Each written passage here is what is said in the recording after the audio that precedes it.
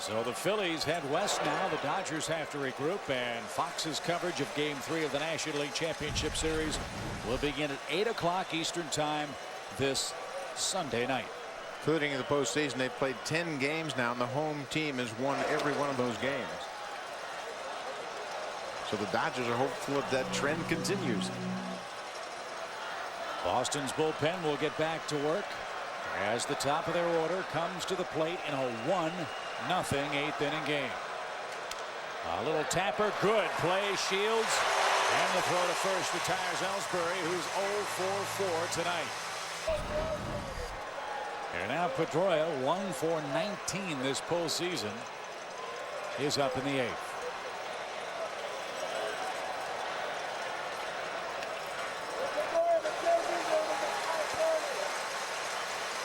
Shields had a very heavy workload in the first inning through 25 pitches. He's one out into the eighth inning and has thrown 98 total. So he is really batting down the hatches in Game 1 tonight. As ahead of Pedroia, 0-2. Just one season ago, as Euclid looks on, Pedroia .345 in the league championship series. But this has really been his problem. He's been behind in the count almost every single at bat in postseason.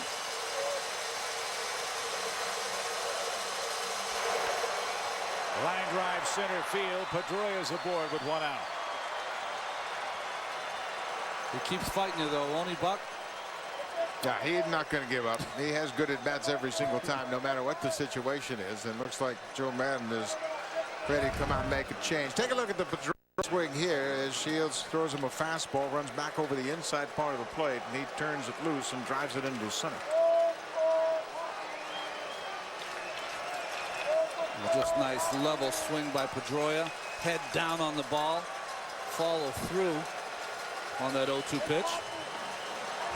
And Joe Madden is indeed on his way out to get his starter, James Shields, who threw a beautiful ball game tonight. He was a starter early in the season, but has really made that transition to the pen.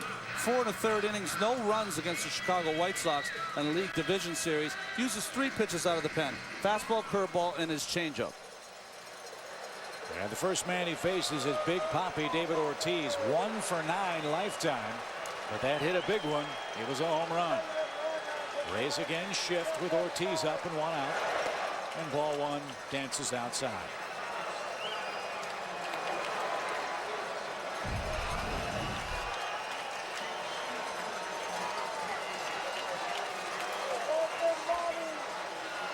Shields departs after throwing 100 pitches. 65 of them found the strike zone.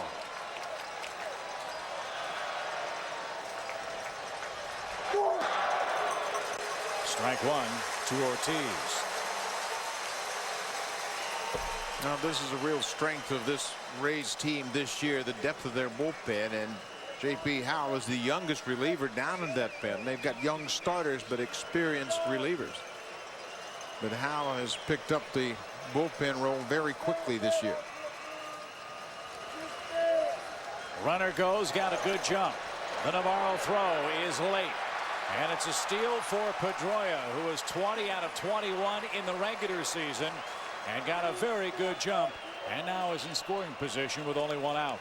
You can see Navarro headed down toward third base with that shift and Big Papi hitting. Take a look at the shortstop, who is right there by the bag. If Pedroia pops up and can get away from second base, he's got a free pass to third. But Pedroia has been very good at stealing bases. Caught just 1 time during the regular season and stole 20 bags. And this is part of Boston's game plan. Without Manny Ramirez, they are able to manufacture runs and create offensive opportunities. As you see, 120 steals, their most since 1916. By the way, Babe Ruth pitched for him that year and went 23-12. So times they have changed indeed in Boston. 2-2. Ortiz mad at himself. He missed the pitch up in the strike zone. Ortiz, when he faces these left-handers, just crowds the plate. Even that breaking ball off the outside part of the plate, he's still able to reach.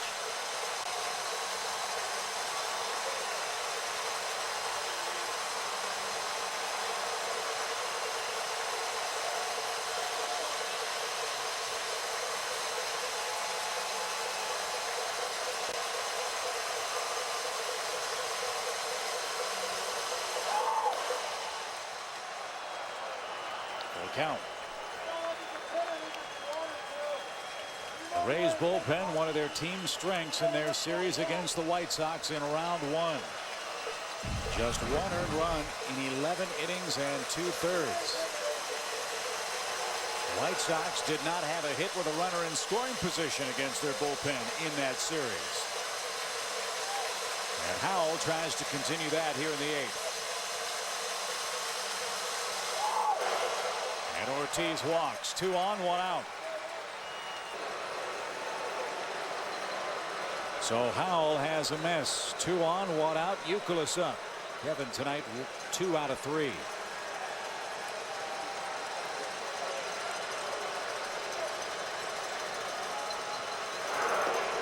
And he jumps ahead with a called strike. Yeah, he can throw that first pitch changeup very effectively, and he has done that since he's moved to the relief role.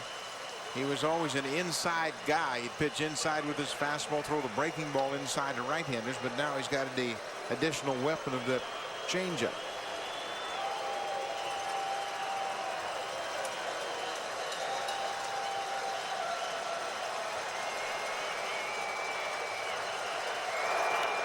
Got ahead of him 0-2.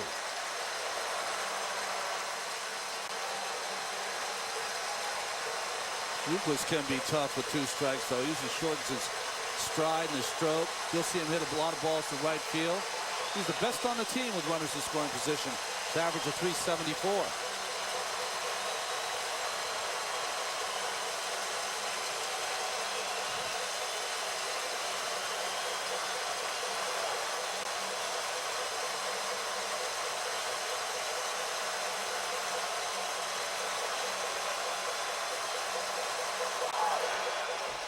Ripped back foul. Good cut by Youkilis at an 88-mile-an-hour fastball. That's as good as it gets from J.P. Howell. That's the best fastball he's got. And Youkilis fouled it back. He doesn't have to worry about that inside fastball that'll freeze you. He can think out over the plate, and that really kind of neutralizes that changeup. But Howell has developed such a good changeup, he's never afraid to use it. His pregame meal, Howell, peanut butter and jelly sandwiches and Doritos. He might want to double up and try to get Youkilis here with 2 strikes and 1 out.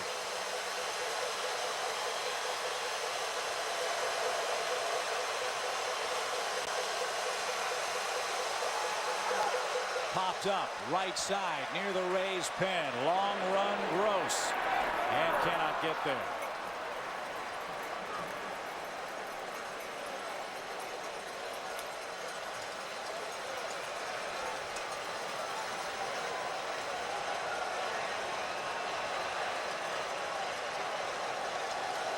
Runner at second, Dustin Pedroia, belongs to James Shields.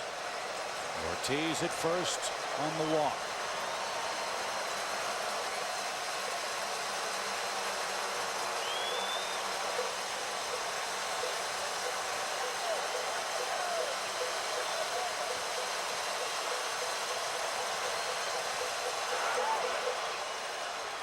No swing. 1-2 your count. Pedroia is getting an awfully big lead out there at second base as that pitch is made to the plate. Now this looks like another changeup, and Youkilis is able to check his swing in plenty of time. I think more than anything, Pedroia is just trying to get into the head of J.P. Howell, just to bounce back and jockey off the bag a little bit, just to get into Howell's mind. Iwamura a step closer to that bag at second defensively.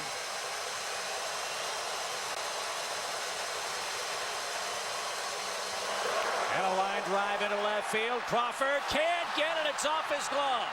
Pedroia around third will score. They're at second and they're at third with 1 man out. The Red Sox take a 2-0 lead as Crawford couldn't handle a sinking line drive off the bat of Kevin Youkilis. Well, we talked about the great defense, and right there, sinking liner with a chance to pick up the out here. It looked like it may have been knuckling on Carl Crawford. He gets his glove on it, but hits right off the tip of his fingers, and he can't make a play. Certainly got there in plenty of time. Great acceleration, but the ball was sinking to his right and just went off the end of his glove. It's almost like he was in between whether to dive or not, and with the sink, had to get in the dive position and just had that ball elude him.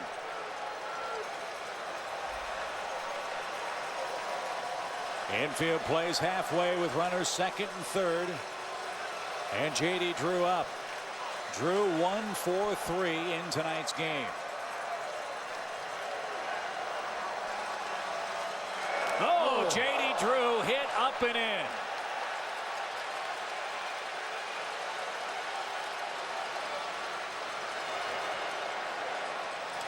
Did he get that right behind the right shoulder blade, maybe?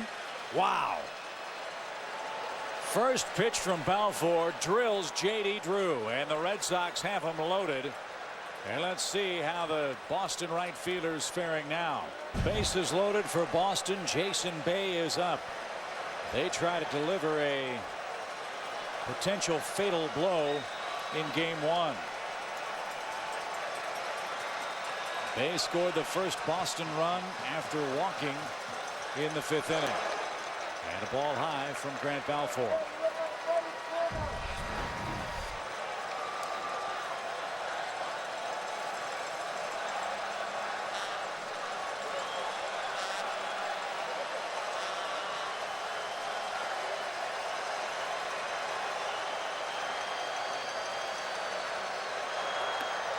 Way high, ball two. Here is the Red Sox reaction.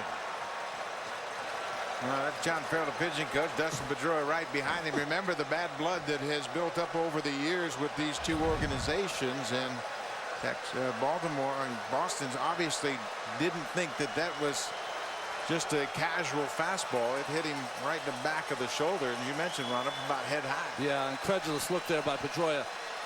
We know Balfour's not trying to hit him in that situation, but still, after all the history. Right through there, strike one.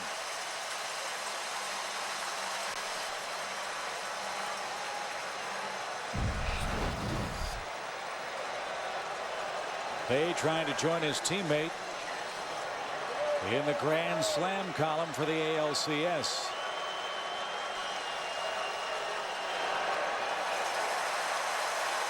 In the first round, Jason Bay had his home run trot in pretty good shape. A 3-run homer in Boston's 7-5 win against Irvin Santana and the Angels, and a 2-run homer in the 6th of game one.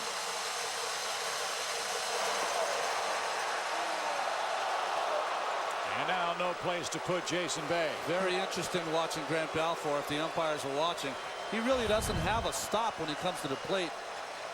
Call a balk on that very easily.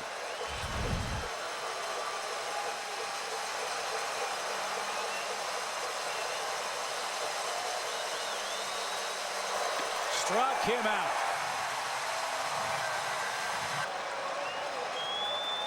Balfour trying to strand 3 more and keep the deficit at 2.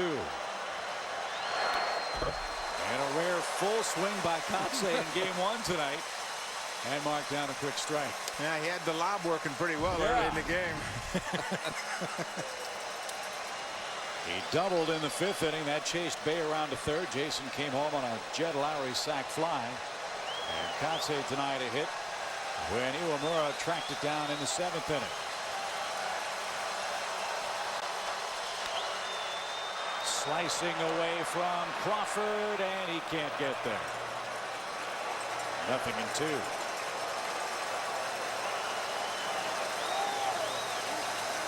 Pedroia singled with 1 out. Ortiz walked. Euclid doubled off the glove of Crawford. That chased J.P. Howell. Balfour hit J.D. Drew with the first pitch, struck out Jason Bay. Now has Kotsay down 0-2.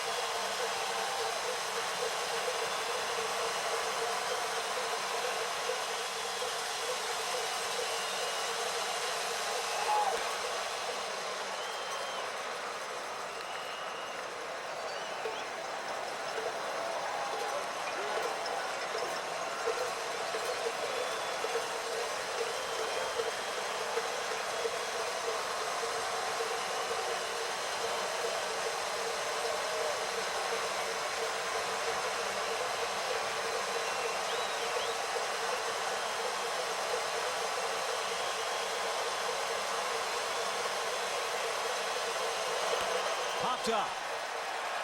Longoria has room. inning over. Balfour does his job. But Kevin Youkilis with a double off the glove of Carl Crawford in left extends the Red Sox lead to 2-0 with the top of the Tampa Bay order coming up.